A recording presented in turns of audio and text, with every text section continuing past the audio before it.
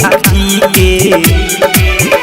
अरे गोरखी में डाली तो सवारा की पीनी के। अरे गोरखी में डाली तो सवारा की पीनी के।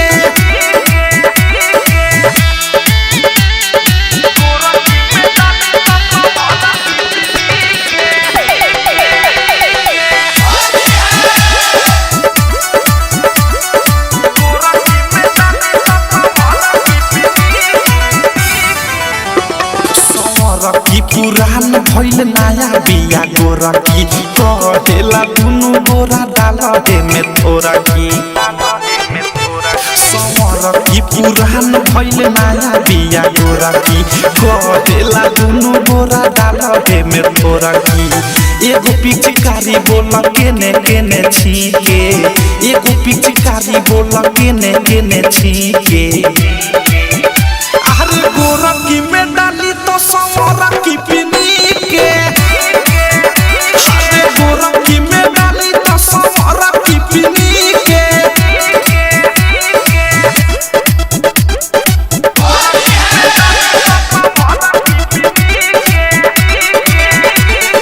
डायमंड रिकॉर्डिंग स्टूडियो छोड़ना डीजे विकास दुनु गोरा पिया हमरा पीठी पर चढ़ल। होली में सुबोध हो समस्या बढ़ल। दुनु गोरा पिया हमरा पीठी पर चढ़ल।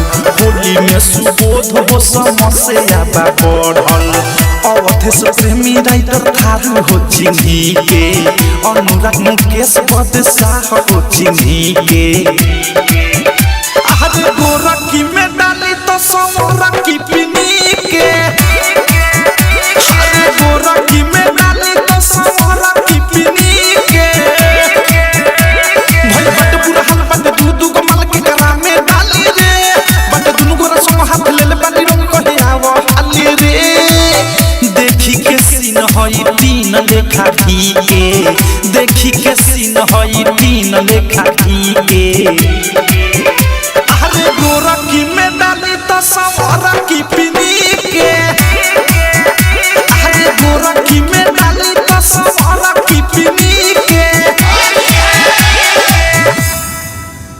आरसीएम म्यूजिक न्यू ऐप अभी डाउनलोड कीजिए हमारे गूगल प्ले स्टोर से और पाए भोजपुरी लोकगीतों का एक से बढ़कर एक ऑडियो वीडियो सॉन्ग बिल्कुल मुफ्त।